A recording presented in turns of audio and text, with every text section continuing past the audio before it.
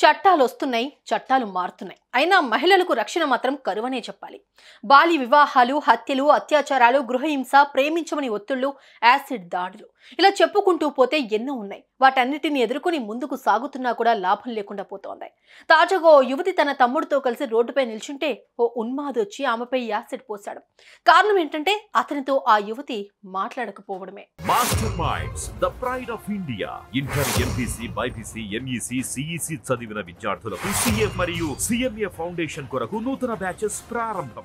నిర్భయ ఘటనతో దేశం ఒక్కసారిగా ఉలిక్కిపడింది. ఓ అమ్మాయిని సామూహికంగా అత్యాచారం చేశారు. ఆమెను హింసించి గాయాలు చేసి రోడ్డుపై నగ్నంగా పడేశారు. ప్రాణాలతో పోరాడి ఆ అమ్మాయి మృతి చెందింది.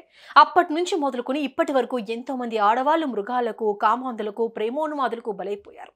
తాజాగా అలాంటి ఘటనే మరోసారి లక్నోలో జరిగింది.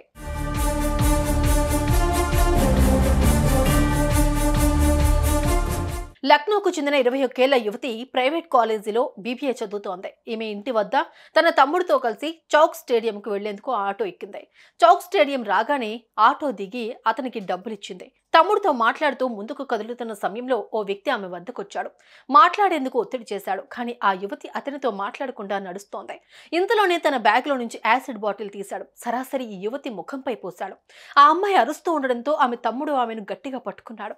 ఇంతలోనే అతను యువతి తమ్ముడి వీపుపై యాసిడ్ పోశాడు. అనంతరం అక్కడి నుంచి పారిపోయాడు.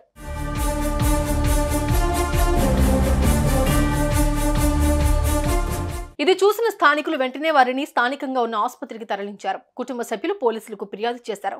పోలీసులు 4 బృందాలుగా ఏర్పడి నిందితుడిని జల్లెడ పట్టారు. అతను నిర్మానుష్య ప్రాంతంలో బైక్తో కనిపించడంతో అతన్ని అరెస్టు చేసేందుకు ప్రయత్నించగా ఆ పోలీసులపై దాడికి యత్నించాడు. దీంతో పోలీసులు కూడా ఫైర్ చేయడంతో నిందితుడి కాలికి గాయమైంది. వెంటనే అతన్ని అరెస్ట్ చేసి ఆసుపత్రికి తరలించి చికిత్స అందిస్తున్నారు.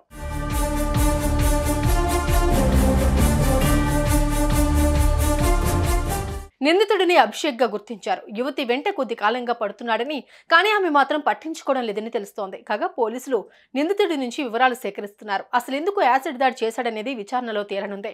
అటు యువతి ముఖం మొత్తం కాలిపోయిందని డాక్టర్లు తెలిపారు. అలాగే ఆమె తమ్ముడి వీపు భాగం మొత్తం కాలినట్లుగా చెప్పారు.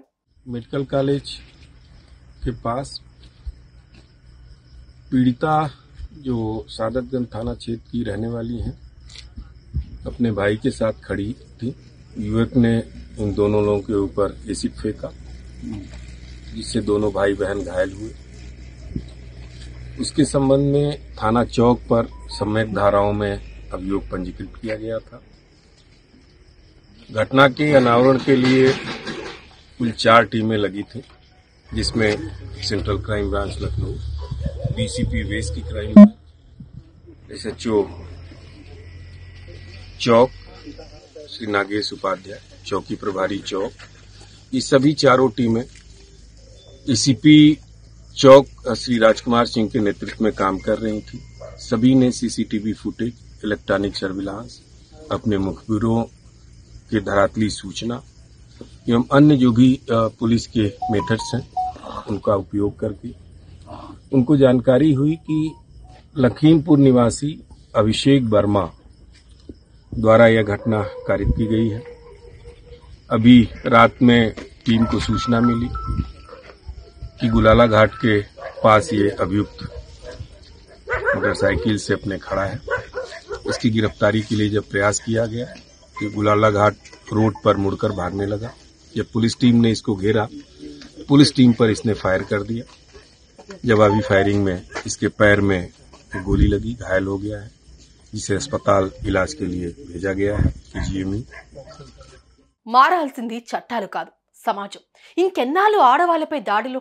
మాట్లాడేందుకు నిరాకరించిందని ఆమెపై యాసిడ్ దాడి చేశాడు అభిషేక్.